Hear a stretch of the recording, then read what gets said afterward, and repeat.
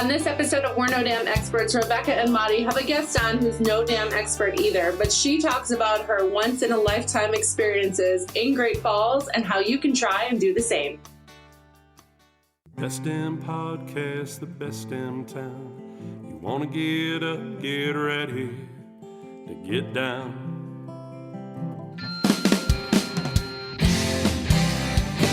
With its big wide sky and the wild river Thames,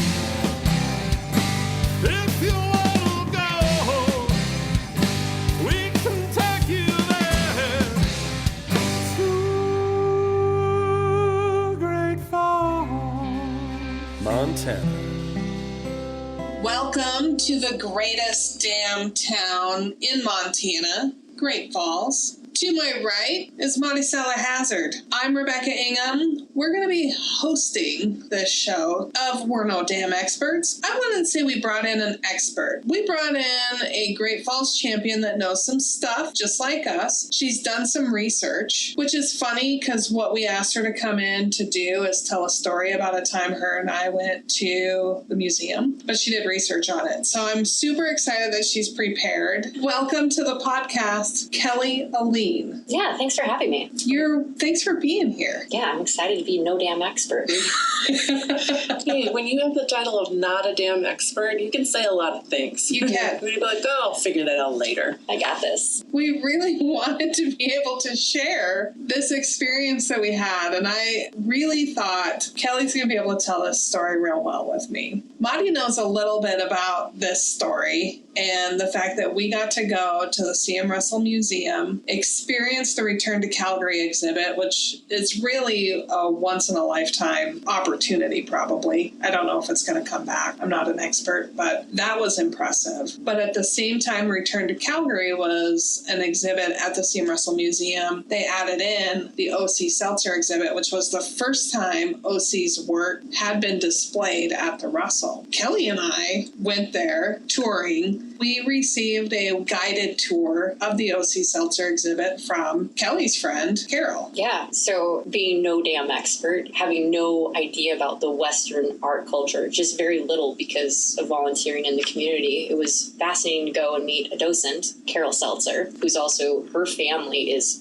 they're acclaimed artists from California, and then her husband, Steve Seltzer, is the grandson of Oc Seltzer. And so for those who don't know that Seltzer name or that art, in Western art, it is a big deal. OC was good friends with C.M. Russell. And so when we were going through this tour, we bumped into Carol. And that's one of the greatest things about Great Falls is you can go to places and you know people from volunteering in the community. And they'll say, oh, yeah, by the way, I'm a docent for the museum. And let me tell you about art, which Rebecca and I, as Montanans, maybe could improve upon our knowledge. This is what I like to say. I'm a blank slate. So there's plenty of opportunity for education and sharing for this blank slate. Where I grew up, in a town of 5, wasn't a lot of museums or art to speak of hanging on many walls that you could go, oh, so talk to me about the color or the shadowing So Carol took us on a tour that was amazing. And Kelly's right. OC and Charlie were friends, and they would actually Carol shared a story that they would go out to camps to perfect their trades. And I can't imagine what the conversation was like, talking about, how are you using this color, or how did you get this shading? And they would learn from each other because they each had their own specific set of skills, I guess. But the other cool thing that I remember from the exhibit is Carol showing kind of the transition of OC's work into that Western art style. Yeah, and when Carol was talking about this, when I did my research, if you will, what was fascinating is because Oc Seltzer was a machinist, right? And he and Charlie Russell, they met when they were, I think Charlie was in his 30s, and he saw some of OC's work and kind of brought him in. But what you can see is the development that OC had over time from like the sketches and the watercolors into the oil. But then you see Charlie's use of the colors. Because he was a machinist, OC was, I guess, very, very particular. And so his ability to use those colors, and you can see that in Charlie's work now as you go forward. And it's just, it's incredible to look at those ins and outs of it. Now, when I was talking to Carol again and doing my research, if you will, I got to see some of OC's other work that I don't know if it was on display that night we walked through, but it was like from the European era, because he was an immigrant when he was 13 to the United States. And his variety, when you look at what he was doing in the European influence to his Western art, I mean, that guy had so much range. And even as somebody who's not an art connoisseur yet, you know, You're getting there. working on it, you know, just seeing that variety and that ability, and looking at somebody who's from Great Falls and C.M. Russell, you know, in Great Falls, and having somebody who has that ability to put what they see down on, you know, in a work of art like that. It's just incredible that we have two of these, you know, insane artists here in Great Falls. Was OC self-taught like Russell? Yeah, he was. My understanding is he had some basic art classes back when he was in Europe, but he went through, you know, the European museums, and so that was part of the things that influenced his style. Okay, but he was 13 when he left, so that's the kind of influence he got. Back in that day, that was like old. True. I mean, that was pretty old. You could get a job when you were 6 then. But I remember seeing some of OC's work from those early European influence days, and they were very, like, there were stags in it instead of the elk that you'd see, and the overgrown, lush, like, rainforest images, and they were big, large formats, things you would expect to see in Europe, vastly different than to what he ultimately ended, you know, with his original style became. But it was very interesting to see the changes of colors and over exaggeration of the detail of what all was in there to some of the more simpler overall pictures that still had the detail connected to the people or the animals. And Carol talked about that and the collection that they have that wasn't on display, but all that work and that history. And interestingly enough to me, because we'd always known Charlie as this artist that was his job, where OC had a job and then was an artist. Yeah, and the interesting thing too is, you know, he came over when he's 13, but I think he passed away maybe when he was 80. Oh. Don't quote me on that again, not a damn expert here.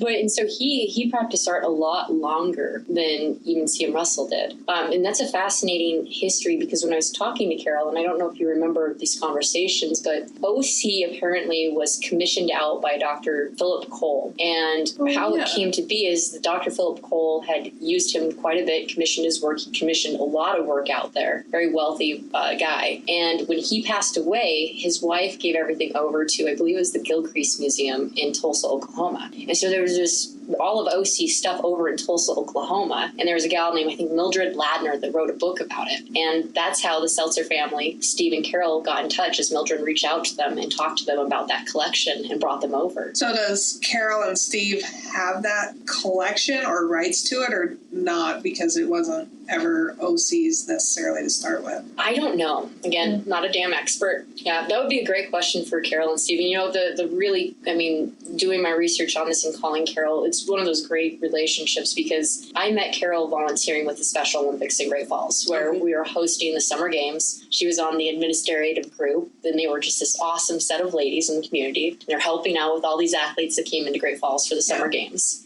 And so just by going to the Russell and walking with her and her learning she was a docent, and then doing my research and going to their home and touring through to see the art that they have, and her nephew's art and her husband's art and his dad's art. I mean, it is just amazing how much acumen that family has with their artistry. So it almost gets in your blood, genetics, and it keeps going. Hey, Rebecca, where's it in your blood? I tried painting a picture one time. I don't know if you guys have ever tried painting a picture. It did not turn out well. And one of the things that we learned with the death of a gambler, I guess people with better talent can hide their mistakes. I just threw mine away.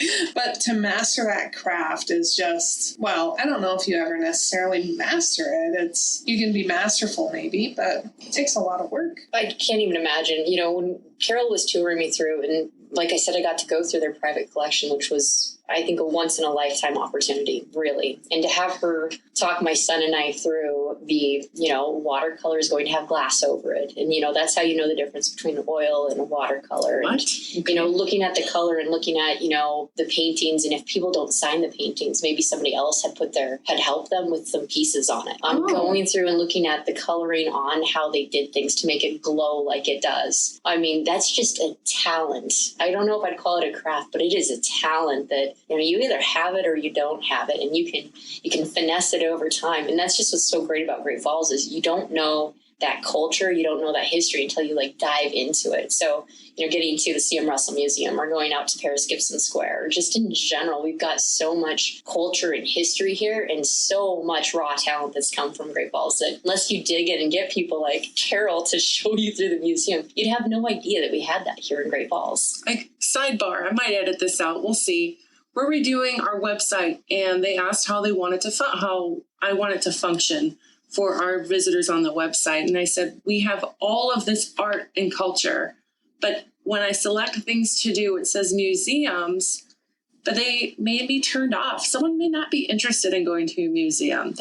That may not be their thing. So I said, we just needed to say culture, that Great Falls has all this culture. And that way I can highlight the museums, but also the environmental art or, the art of making a meal, cocktails, whatever classes that may be available while they're visiting Great Falls, because, there is so much of it. And I guess there's even hidden art throughout our town that we haven't found yet from Cameron during Arts Fest Montana. I don't know if you knew, but we visited with Joan, and she told us that Cameron, when he was here, the mural artist, hid some art somewhere in this town. And I thought maybe she was going to tell us, but she said, no, you'll have to find it. There was no give with that woman. We tried.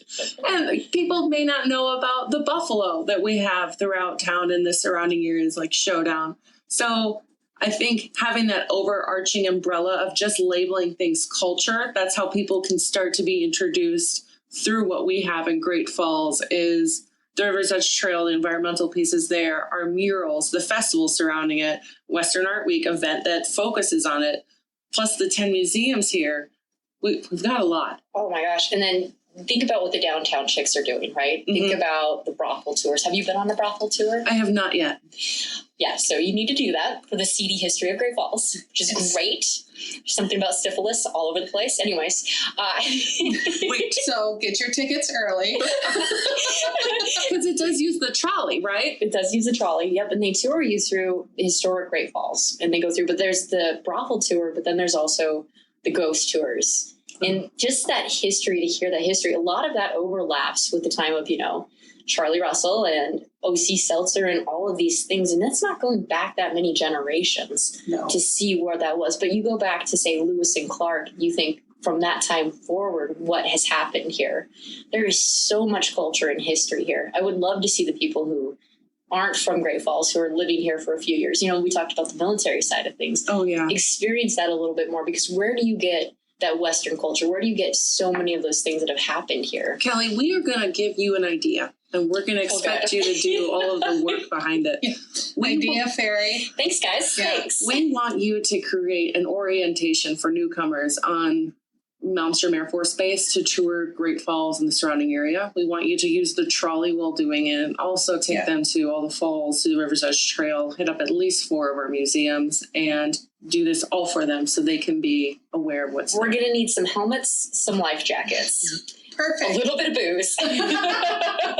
I can't think of anything more Great Fallsy. Helmets and booze.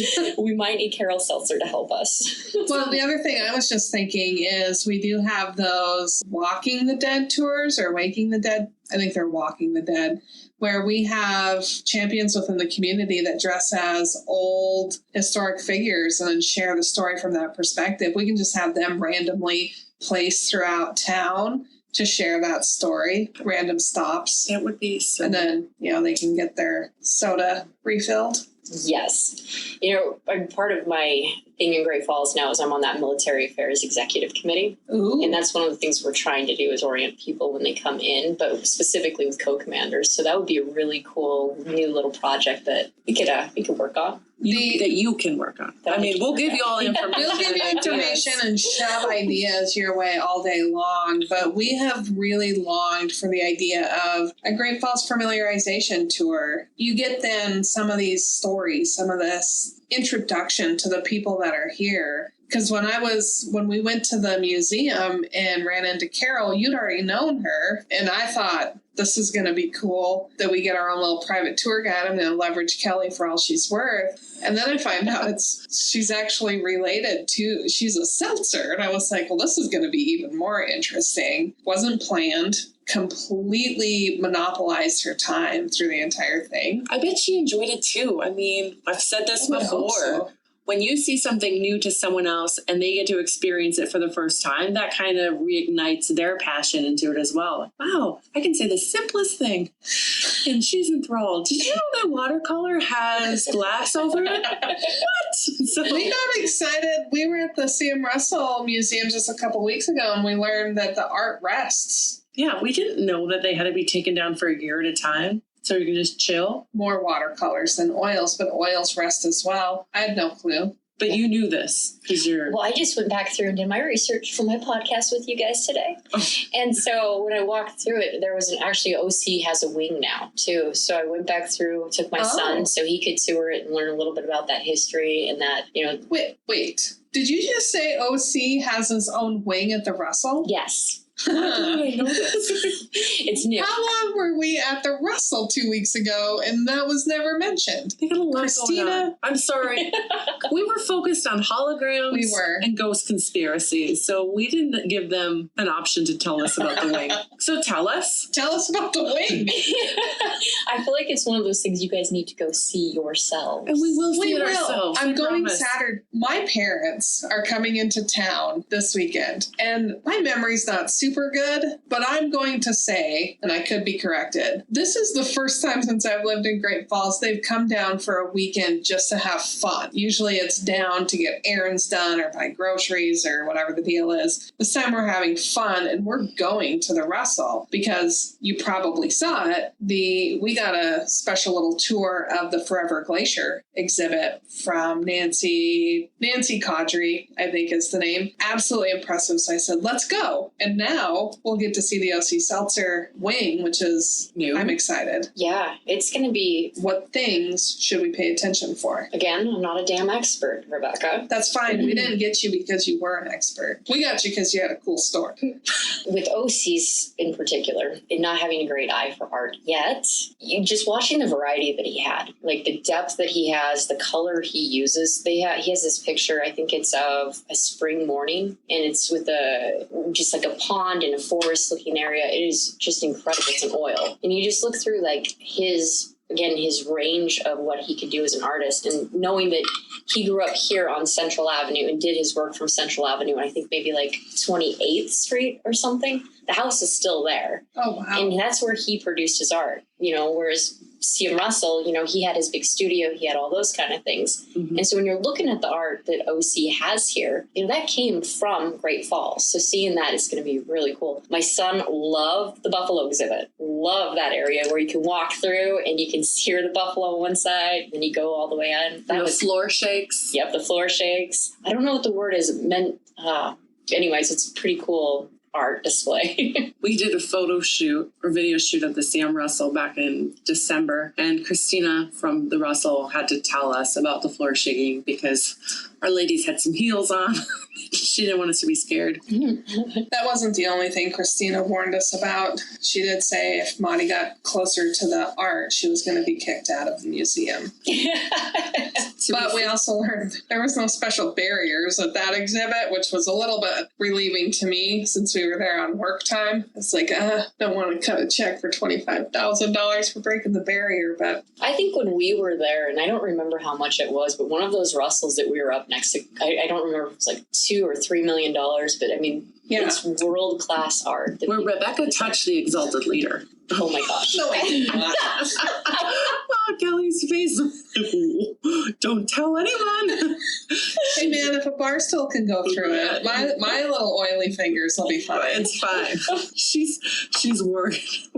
We didn't touch it. Kelly's thinking she learned better at that when I took her to the museum. She knows better than that. So we've hinted about this tour that you had and that you monopolized her time and she walked you through. Tell us what happened. We've only known hints. So really, we go in, and I don't remember what event it was for. Was it before the Western Art Week? It was the open house for the Public Lands Council. We had the 2019 Public Lands Council here in town, so a convention that old Jake Bash had recruited in and worked with Allie Nelson on. And as part of that, we had opened up the museum for a VIP event. So down in the lower level, we gathered everybody, and Tom was there, and the chairman of the board was there, and shared kind of this exhibit. And it just timed perfectly that it was kind of the close of the Return to Calgary exhibit and the open of the Oc Seltzer exhibit. We had a lot of visitors in town just for that because they overlapped, and it was really a impressive thing. So that's why we were there. And so after kind of the formalities of the downstairs, they let us go free for all in the museum. Free for all, not technically, but still had some rules. But you can go anywhere in the museum and see all the art. So that's when we had finished the Return to Calgary and kind of turned the corner, and there's Kelly saying, "Oh, hi, Carol," and then introduces me, and off we go. Yeah, and Carol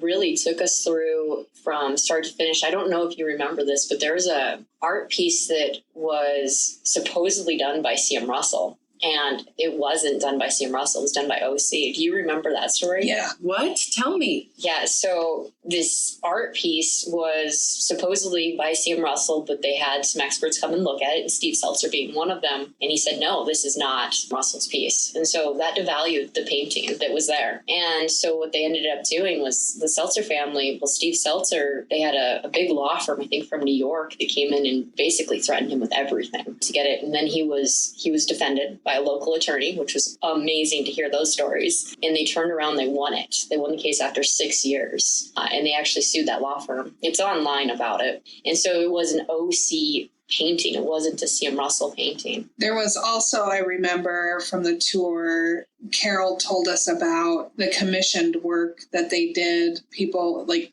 portraitures almost. Yeah. He would sketch people's image for money. That's how he made some of his early money. And that's the fascinating thing about Oc Seltzer. And I think that's one of the frustrations, too, probably locally, is because OC had a lot of great work out there, but he was commissioned by that Dr. Philip Cole to do his work. And so it sounds like that kind of monopolized a lot of his time. And so his paintings aren't as highly valued as C.M. Russell's paintings are. And so when you look at the difference between the two, it's fascinating to see that. But, when you're only working for one person versus out there working for many other people, who really gets to see that talent, that raw talent that you have? Very benevolent, or not benevolent, but a very, very wealthy, trained art buyer, I guess. One of the neat things to learn from Carol as we walked through, she had a story behind every one of the pieces and pointed out the elements of the artwork that you should be looking at. Obviously she's a docent, but also connected to the Seltzer family. And her family are, when we had that private tour through their collection, her family is full of great artists, incredible artists. And you're talking about expressionists versus impressionists and all these wonderful art terms that, again, you wouldn't know unless you were in that realm of it. And she just has this wonderful eye. I got to see a piece she did too.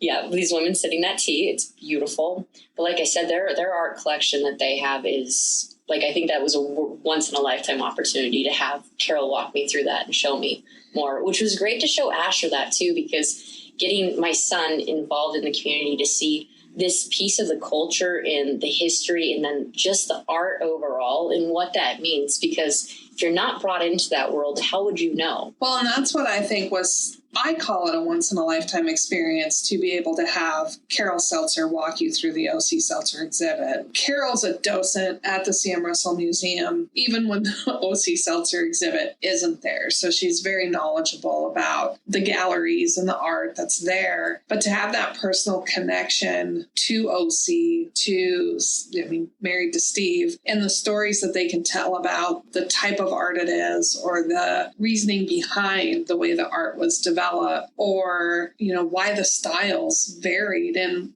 why that's normal for artists to try and figure out what their style is going to be. Really interesting. Really interesting. And they have letters. There's, when they would send letters, there's these pictures that they drew on the letters. And then when they'd write, just their writing in general, it's incredible to watch how they've communicated to each other. Well, especially, Charlie and OC. Yeah, it was very formal, casual. Like, let me just say, if Charlie and OC were to text, it would still be in long form. All the letters to all of the word would be there. But it was very elegant the way they spoke to each other, and to have that kind of a glimpse. I mean, these two were buddies. They would hang out together and perfect their trade, but it was still very formal. And the exhibit itself took you through the beginning to the end, sharing all the glimpses of OC's life and the difference in coloring that he did. And Carol even shared some of the maybe more undocumented stories. Like what? We got to see a piece of work that was done by both Charlie and OC. One of the only pieces, I think, that were on display there that was done by both of them. But that was one that I don't think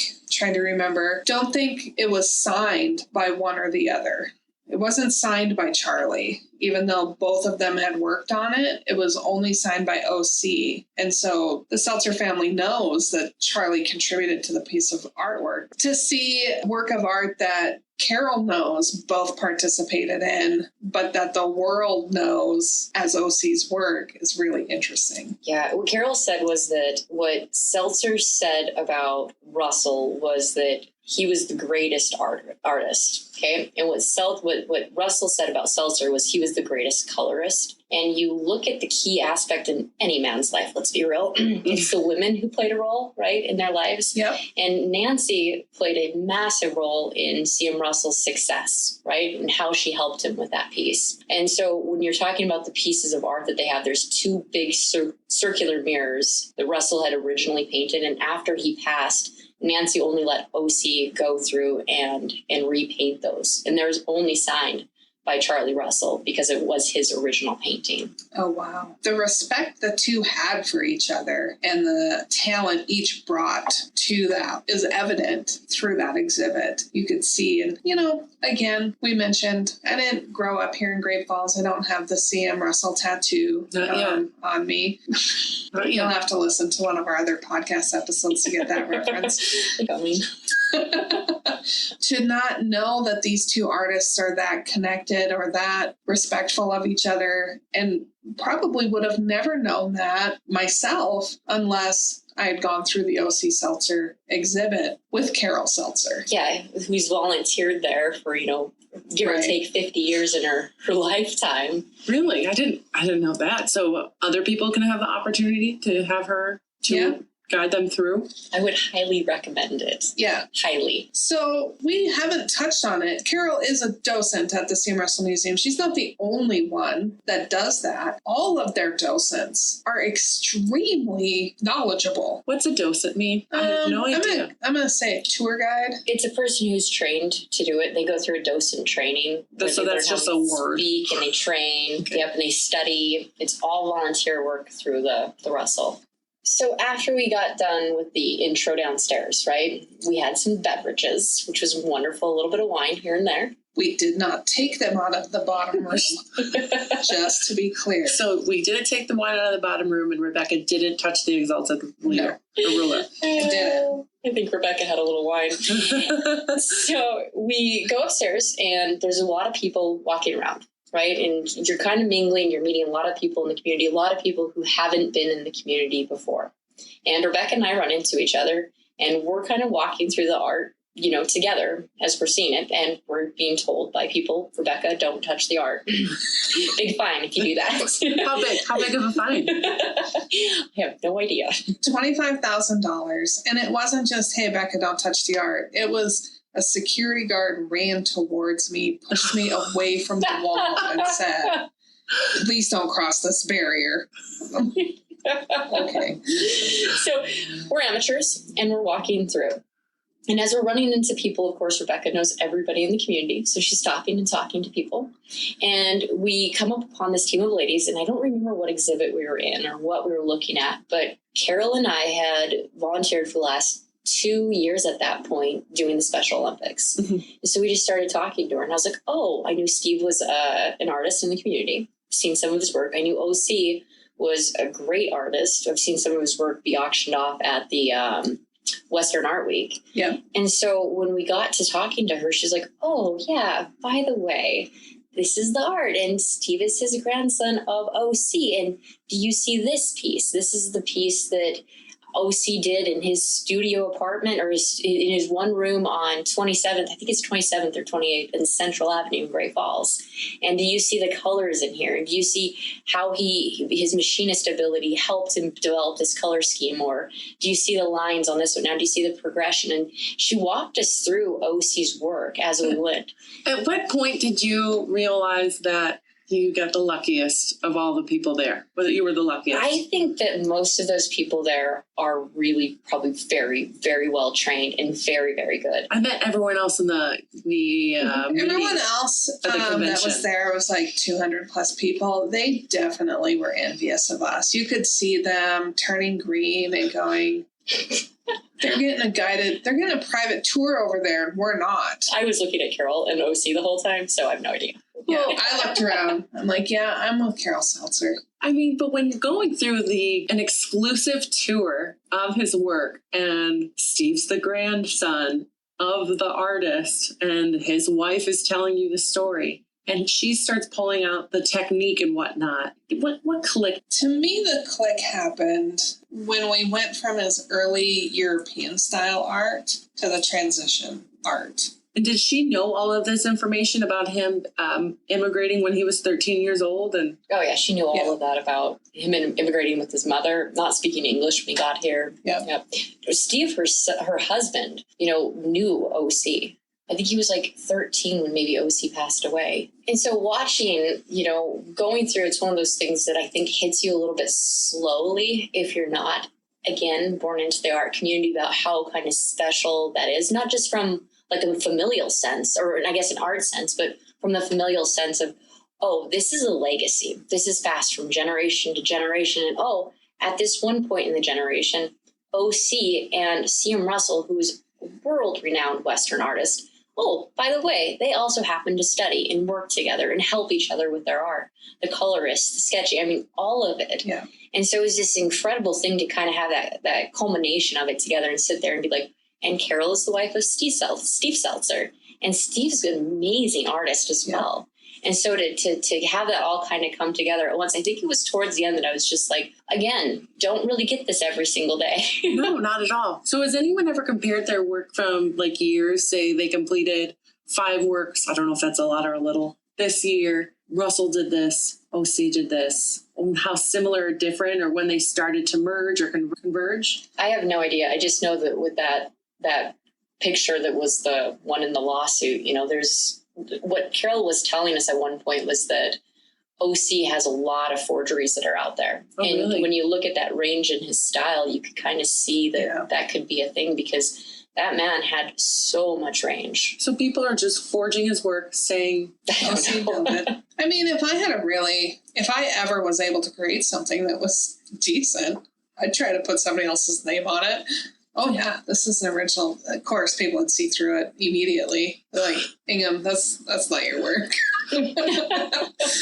But what was interesting to me, I think, as Carol was telling us, you could see that transition from the European to a little bit more experimenting of what kind of artist am I going to be for myself, and then what can I do that'll pay bills? And that, I think, is the difference of taking OC Seltzer from the machinist to the artist, you could see that transition. But if you were with Carol doing, walking those walls, you would just think some dude's trying to make it or change, just doing a bunch of different styles. And I don't know if OC ever did stop working. So I don't know if he was still working as a machinist with the railroad and then he continued to do that. I know he had a family. Yeah. And I know that dictated a lot of his time. Yes, he sold some work, but it wasn't like he was an artist that was being paid as an artist like Charlie Russell was. Right. We said this on the last episode that Charlie Russell was fetching dead man's prices while he was alive, which is obviously rare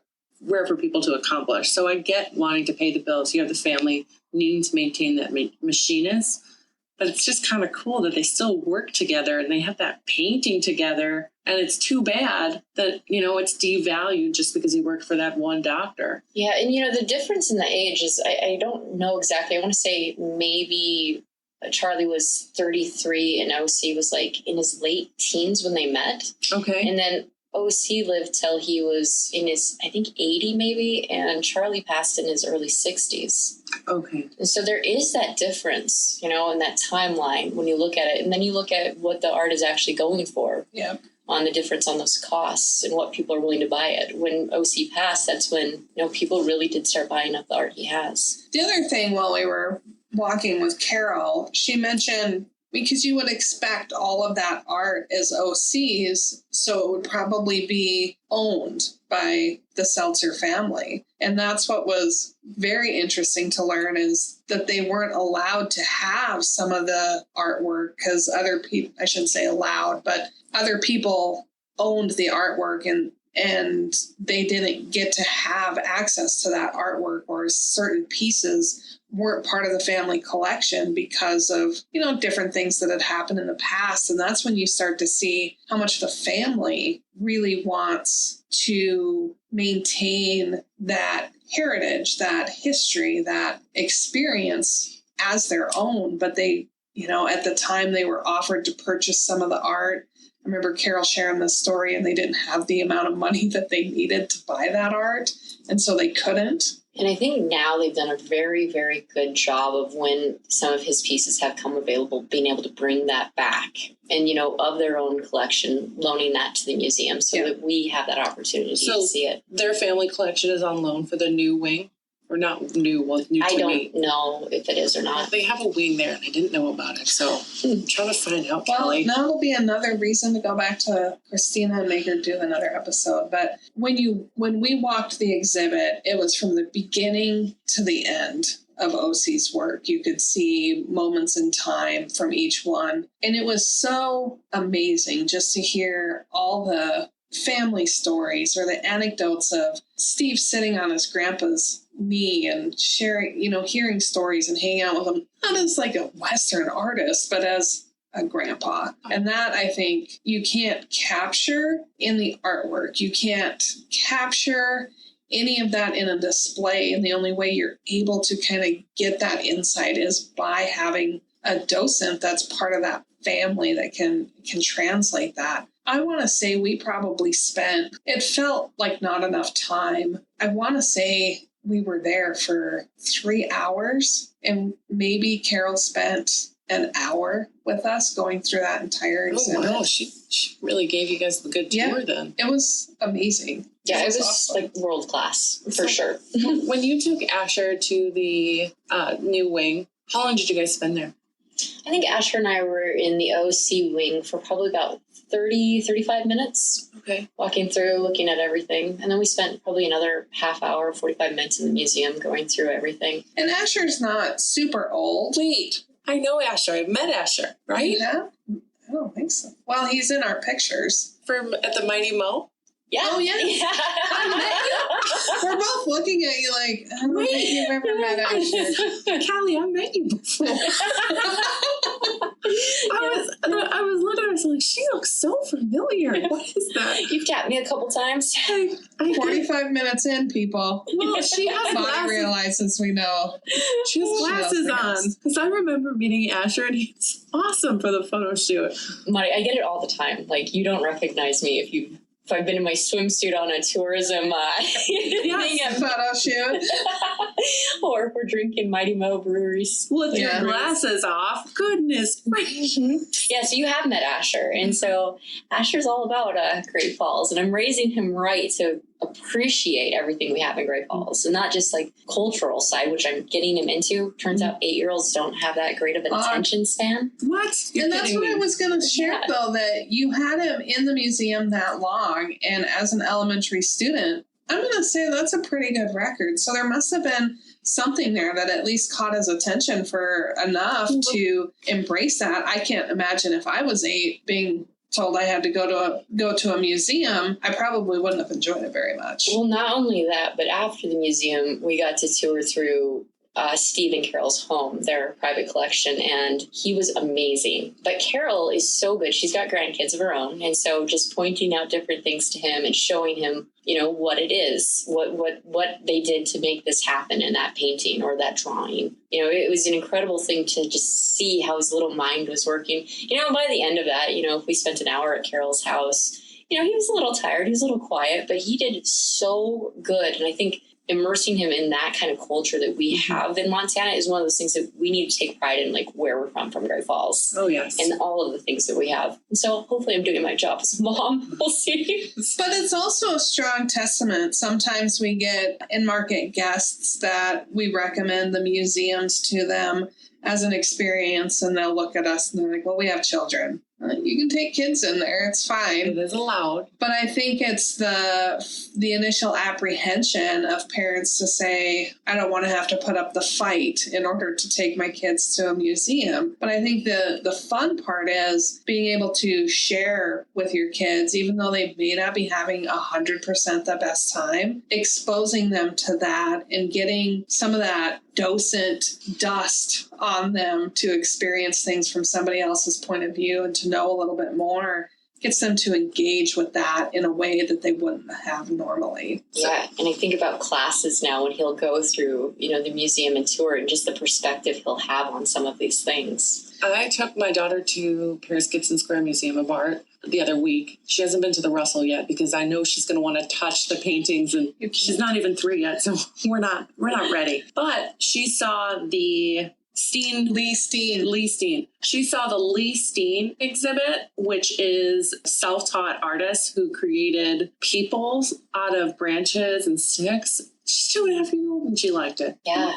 So you can take your kids there to museums. They can enjoy it. Sure, you might not be able to spend the 5 hours you want to, but they're still going to pick up on what you're sharing with them. And it shouldn't just be knocked off the list because it's a museum. Yeah, Asher really enjoyed that buffalo exhibit. And what I thought was really crazy about that exhibit was they had, boats that were made out of the hides from the buffalo. They had all sorts of things throughout just for the tools that they used. But then there's all these pictures in the museums of all the skulls. And there's these stories of people shooting off the railroads and all of the buffalo skulls you have. And so, you stay in Great Falls, but you go out to Ulm, right? And you go to the Pichkin Buffalo Jump. And you can kind of show a little bit more of that history in a real, okay, maybe you didn't like the museum, but let's take a walk now, kid. You run. Yeah. And do you see this? This is where they used to push them off or, run them off those jumps. And then that's how they would cultivate all of that, everything they could get from a buffalo. Now, that's a lot different with the Native Americans doing that than, shooting them off of a railroad prior to railroads, of course. But it's interesting to look at how much the West has changed throughout history. And just having that piece when you tour through the museum and understanding oh, wow. I mean, this is here. This is what was in Great Falls. And how it's all connected. That's the other thing that I just think is, maybe I'm a nerd, maybe I'm just very enlightened, but how they're all connected. She's enlightened because... And how the people are still here. I mean, Carol and Steve live in Great Falls. And then we had James Parker Shield on our podcast last week, and he just talked about the buffalo jump. And he said, people just want to go to the jump and look off the cliff. He said, but you really need to turn around, and that's how you experience it. And he says that the big boulders actually direct the buffalo off. And we had no idea. And you take a look at that. That's your Native American history. And then you're looking at the landscape, obviously, and the the sunlight and you're in a Charlie Russell or OC painting right there. Those are the same environments they painted in. So that's connected then to our museums and art throughout our city. So yes, enlightened is the word, Rebecca. It's all connected. Our podcast listeners won't be able to go knock on Carol and Steve's door and get a tour of the private collection. So I'm going to say Kelly has one-upped us on experiences, which is absolutely amazing. That's so awesome. Maybe you'll be our gatekeeper so that when we do a podcast episode with Carol and Steve, we can do it in their house. We won't touch the paintings. Kelly, I promise I'll remember what you look like if you can get us in the door. I feel like you guys are assigning me a lot of duties. Well, that's what we do. Here's the deal. Jerry Jennings, who you know, gives us ideas that we have to implement, along with Brian Thompson's a very good job at giving us ideas that we have to implement. It's only fair that we then take new ideas and have other people implement them. If you can have these familiarization tours made, that's great. Rebecca and I will lead them, if you will, once in a while to help the cause. Okay? We'll do something. But we have our own ideas that we have to make happen. Jerry Jennings comes in the door, so we're kind of overflowing, and we need you to pick up some of our slack. You know, I've worked with Jerry on the River's Edge Trail Board. Yep. Jerry and Chuck Jennings are incredible people. Becky Nelson, who I know is on this. Incredible, incredible people. And you think about those type of people and what they're doing in Great Falls to do what you're trying to achieve. That's the Doug Wicks. That's like the River's Edge Trail starting, and that's what makes part of Great Falls so remarkable. So I'm happy to help in certain areas if I can. We've always heard, and I think we even talked about it on the podcast a while ago, of how when people come here, they love Great Falls, not just for the cultural amenities or the outdoor recreation, but because of the people. No, it was a guest we had in the other day that just moved here from Florida. Yes. One of our in-market guests had just relocated from Florida, just excited to be in Great Falls, and was telling me how she loved all the outdoor recreation, but how she loved the people, how they were just open and kind. Go ahead. Sorry. And having lived here, you don't know it, because that's what the people are like. That's your normal frame of reference. But when you come from somewhere else, you're going to notice it, I guess. So we had an in-market guest this summer. I think he was from Billings, and he said, what's the favorite thing? What's your favorite thing about Great Falls? And I said, it's going to have to be the community. He was like, really? You're not going to name off an attraction? I said, you can get a burger anywhere. You can go to a museum anywhere in the country and still have an amazing time. But the community here is what keeps our visitors coming back. Yeah, and that's the hard thing about Great Falls, and I think locally too, that you don't always see it if you don't seek it out, or if you haven't had people pull you into those things. Because you can grow up in an area and you can only see, what you're exposed to. Mm-hmm. Great Falls is so unique because of where we're positioned in the state. And you can get to the Bob Marshall Wilderness within an hour. And that's the largest wilderness area in the lower 48. We have one of the there's 7 natural land features you can see from space. And the Chinese Wall is one of them. Oh. Yeah. And that's literally 40 miles as a crow flies from here. You've got the sluice boxes. You've got the Missouri River. You have all of these incredible things in our community. You just have to know to seek them out. And you have to be brave enough to try something new and get out of, the everyday, okay, I'm going to be in this line, on this line, and do things. You have to be able to explore.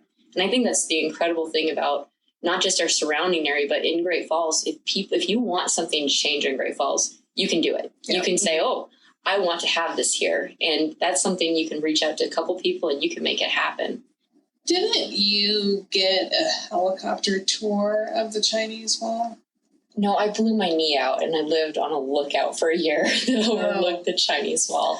But I also did take in 2014, I did ride on the C-130s that took the ride over the Chinese Wall, so you could see it as well. I knew there was something about you in the air in the Chinese Wall. Mm-hmm. Mine does slip as I age, but... 2011, when I couldn't fight forest fires as a hotshot anymore, I lived on a lookout. It was 17 miles back that overlooked the Chinese Wall. So there's 7 upthrusts, right? And the Chinese Wall just happens to be the most consistent one. And it's really a cliff band. I think it's maybe 26 miles, 33 miles. It varies. 1,000-foot cliff, and there's these 7 bands of it, And the band I was on looked back over at the Continental Divide, which is the Chinese Wall. Oh, wow. How cool is that, huh? Learn something new every day. And speaking of art, I have the picture I took of the Chinese Wall, and it looks like a profile of an Indian's face. Ooh. And I have the entire Chinese Wall behind it, which I actually had commissioned by an artist and painted for me. So I have this huge thing in my office now, which is... Did you sign it? I did not sign it. I am not the artist. So there's no stealing of art here. That's good. Nope. So you said you can see 7 features from space. Is the Bob Marshall one of them? The Chinese Wall in the Bob Marshall is one of them. Okay. I didn't know there was a Chinese wall in the Bob Marshall. This is where we're connecting. I really thought you were in China. And I'm like, guys, I thought it was the China Wall, the Great Wall of China. You guys aren't really... Yeah, so 40 miles as a crow flies. There's a natural land feature that you can see from space. There's only like 7. Can't name all 7 of them, but... Okay. That's all right. You don't have to, because the only one that really matters Damn expert. is the one in the Bob Marshall Wilderness Complex. And if you want to know the other 6, start your own podcast, develop your own research, and do it yourself. But you can't have Kelly. You can't. Well, you might be able to for a fee. I'm her agent. Yeah, I had a guest, in-market guest, 2 years ago, I think, wanted to drive up and see the Chinese Wall in the Bob. And I said, nope, you can't do that. He kept telling me, it's very big. I know it's big. I know completely where it is. I know what it looks like. I'm telling you, you can't drive up to it. He goes, but I should be able to. Yeah, but you can't. You're going to have to hike in, because he was in khakis and a button-up shirt. I kind of got the indication that maybe he wasn't prepared to hike. And so he tried to argue with me, and I was right about not being able to drive up and see it. But it's an amazing feature. The Bob Marshall Wilderness Complex, absolute gem. Oh, it's incredible. Yeah, I think it's, depending where you go in at, like if you go up through Augusta and into Benchmark and go back there, that's just a day trip if you want to, but it takes about 17 miles to get back to it. Yeah. One way. And you can't, it's wilderness area, so in wilderness area, you can't have anything mechanized. So no bicycles, nothing, no dirt bikes, no side-by-sides, no vehicles. You can ride Your feet, horses. your horse. When I graduated from high school, the gift my aunt gave me was a week-long backpack trip in the Bob Marshall Wilderness Complex. Again, coming from the flatlands of eastern Montana, amazing experience that I couldn't have even imagined. Like, she had my pack set up, and we went the night, I showed up 2 days before, and we went and did a group packing party of all the food and gear. And she was an avid backpacker. And so she had 2 other people that she backpacked with exclusively across the world. And so we went with them and one of the gentleman's sons, and then me. And then my aunt's dog. But it was just bragging about a lot of things lately. Well, it's a whole different niche when you get it back into the backpacking side of things, especially in bear country, because there's a lot of bears back there. So if you do go back there, you need to be bear aware. You need to, have your pepper spray. You need to know what you do if you run into wildlife. Mm-hmm. But when you do go backpacking, it's taking care of nature. You pack in, pack out. Mm-hmm. You watch everything. You're watching the weather as it comes through. But it is incredible to get out of the day-to-day routine and get away from cell phones where you don't have cell phone service. And that really gives you good perspective in life. And why I think more and more people are coming for outdoor recreation, because of the solitude it gives you, even if it's a day trip. These days, I go out for a day, come back to my cozy bed. I don't sleep on the ground much anymore. It's just not as comfortable. No matter my prime time or not, I don't want to sleep on the ground. I'm a day trip. I actually got a new bed recently, so I'm sleeping in that sucker every night. Dropstone Outfitters. Hire Dropstone Outfitters. They will take care of you when you walk. They'll carry your stuff. They'll pack it in for you. Yeah, they're amazing what they do. But that's just the thing. You can go and you can experience those things, different varieties every day if you wanted, if you didn't want to do the full in support. But just that reconnection to yourself and to the nature around you, and the ability to take in a deep breath and relax and not have to worry about the world for a while. Really a gift that nature gives us, and we're surrounded by it here. Surrounded. I mean, go up Highwood Baldy. You can go up to Patrol Lookout right out of Benchmark. You can hike that in a day. How high is Highwood Baldy? I don't know.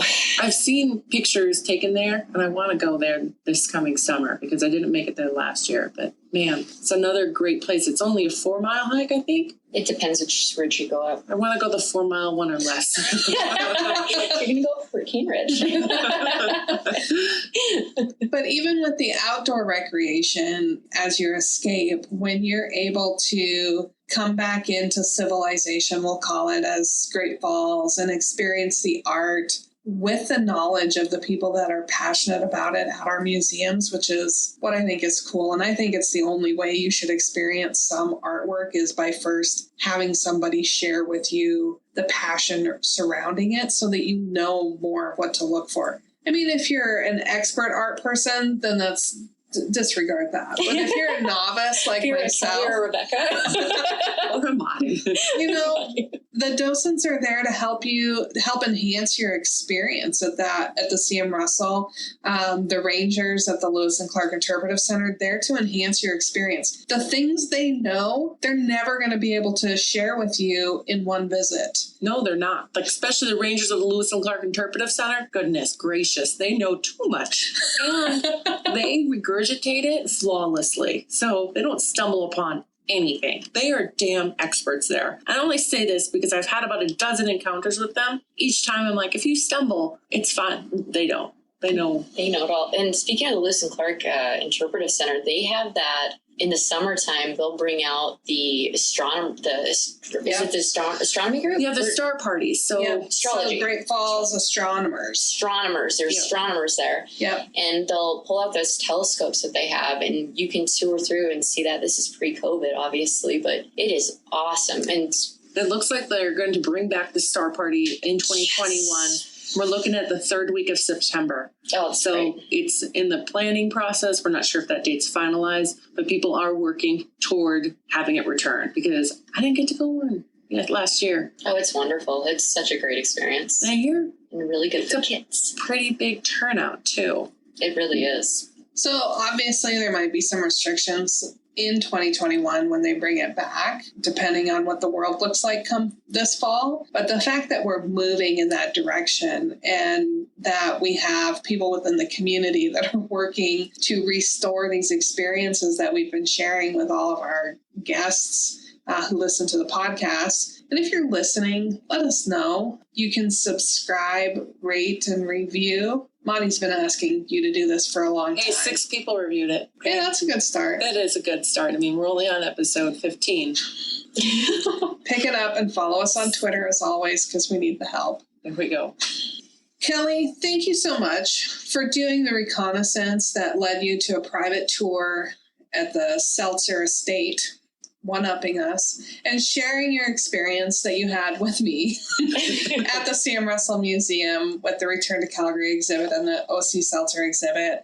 We may not be able to recreate the Oc Seltzer exhibit for our guests, so sorry about that. We got it. But you will always be able to find docents at the Russell who can share an experience that'll be your own memory, like Kelly and I had. So please, we're begging you, experience our town through our eyes. You'll love it. It's absolutely amazing. So until we see you here in Great Falls, thank you so much for listening, and we'll see you soon. We Are No Damn Experts is the recorded claims from Great Falls, Montana, covering what you need to know about this amazing damn town. Damn, that felt good.